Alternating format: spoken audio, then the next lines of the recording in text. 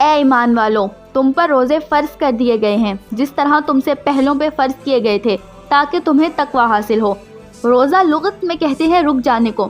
جب تیز دوڑتا ہوا گھوڑا اچانک ٹھہر جاتا تو اہل عرب کہتے سام الخیل، یعنی منہ زور گھوڑا رک گیا۔ تو روزے کی اگر بات کریں تو روزے کو بھی روزہ اس لیے کہتے ہیں کیونکہ اس میں انسان کے نفس کا سرکش اور منہ زور گھوڑا رک جاتا ہے، اور جو رب تعالیٰ کے احکام کی ڈھٹائی سے نافرمانی کرتے ہیں ان کو بھی سجدوں میں دیکھا جاتا ہے۔ روزے کو صوم اس لیے کہا جاتا ہے کیونکہ اس میں انسان گناہوں سے رک جاتا ہے۔ شریعت اسلامیہ میں طلوع فجر ثانی سے غروب آفتاب تک ہر چھوٹے بڑے گناہ اور کھانے پینے سے رکے رہنے کا نام روزہ ہے۔ روزہ سن 2 ہجری میں فرض کیا گیا تھا۔ روزہ جہنم سے آزادی کا ایک اہم ذریعہ ہے۔ روزہ ڈھال ہے، روزہ نور ہے، روشنی ہے۔ روزہ اللہ تعالیٰ اور بندے کے درمیان ایک راز ہے۔ نبی کریم صلی اللہ علیہ وسلم کا ارشاد ہے روزے کی فضیلت کے بارے میں کہ ہر چیز کی کوئی زکوٰۃ ہوتی ہے اور انسان کے جسم کی زکوٰۃ روزہ ہے۔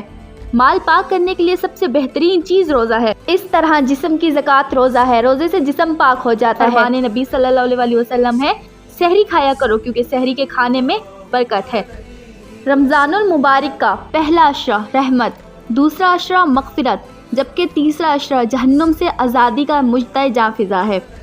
روزہ ڈھال ہے اور ایک اہم ذریعہ ہے جہنم سے آزادی کا۔ حدیث میں ہے کہ اللہ نے میری امت کو رمضان المبارک کے روزے کے حوالے سے 5 چیزیں ایسی عطا کی ہیں جس سے پہلے کسی بھی امت کو عطا نہیں کی گئی۔ پہلا یہ کہ رمضان المبارک میں روزہ رکھنے والے کے منہ سے جو بو نکلتی ہے وہ اللہ تعالیٰ کو مشک سے زیادہ محبوب ہے۔ دوسرا یہ کہ جب ماہ صیام آتا ہے تو شیطان کو جکڑ دیا جاتا ہے۔ تیسرا یہ کہ روزے دار جب تک روزے میں رہتا ہے فرشتے اس کے لیے مغفرت کی دعا کرتے رہتے ہیں۔ چوتھا یہ کہ جب ماہ صیام کی آخری رات آتی ہے تو اس کے سارے گناہوں کو بخش دیا جاتا ہے اور جہنم سے آزادی حاصل ہو جاتی ہے۔ ایک صحابی رضی اللہ تعالیٰ عنہ نے رسول اللہ صلی اللہ علیہ وسلم سے عرض کی جو جہنم سے آزادی کا پروانہ مومن کو ملتا ہے تو کیا یہ لیلۃ القدر کی رات ہے؟ تو نبی کریم صلی اللہ علیہ وسلم نے فرمایا نہیں، جب مزدور اپنی مزدوری مکمل کرتا ہے، جب اس کی دہاڑی پوری ہو جاتی ہے تو پھر اس کو اس کا مالک کچھ دیتا ہے، یہ جو اس کو مغفرت اور بخشش کا پروانہ دیا جاتا ہے یہ اس کی مزدوری ہے۔ اور فرمایا یہ کہ جو لیلۃ القدر کی برکتیں اس کو حاصل ہوتی ہیں یہ اس کے علاوہ ہیں۔ 5ویں فضیلت جو روزے داروں کو عطا کی گئی اور پچھلی امتوں کو نہ عطا کی گئی وہ یہ کہ جنت کو پورا مومن کے لیے آراستہ کیا جاتا ہے۔ تو فرمان ہے جب کوئی شخص روزہ رکھتا ہے تو اس کا یہ عمل اللہ تعالیٰ کے لیے ہے اور اللہ تعالیٰ اس کی جزا دے گا۔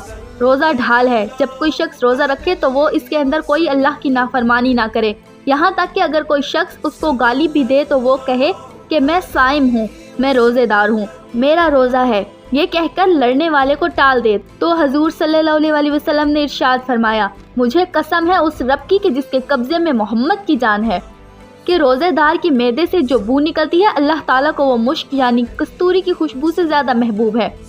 اور روزے دار کے لیے 2 خوشیاں ہیں، ایک خوشی اس کو جب ملتی ہے جب وہ روزہ افطار کرتا ہے اور دوسری خوشی اس کو اس وقت ملے گی انشاءاللہ جب اس روزے رکھنے کے صلے میں اسے اللہ تعالیٰ کا دیدار نصیب ہوگا۔ آج کا انسان سمجھتا ہے کہ اس کے پاس گھر، گاڑی، بنگلہ، روپیہ، پیسہ اور شہرت ہے تو وہ بہت ہی دولت مند ہے، حالانکہ ایسا نہیں ہے۔ سب سے بڑی دولت ایمان کی دولت ہے اس فانی دنیا میں، اور اس طرح سے جنت میں جو سب سے بڑی دولت عطا کی جائے گی وہ اللہ تعالیٰ کا دیدار ہوگا، اور یہ خوش قسمت لوگ روزے دار ہوں گے جن کو روزہ رکھنے کے صلے میں اللہ تعالیٰ کا دیدار کروایا جائے گا۔ سبحان اللہ۔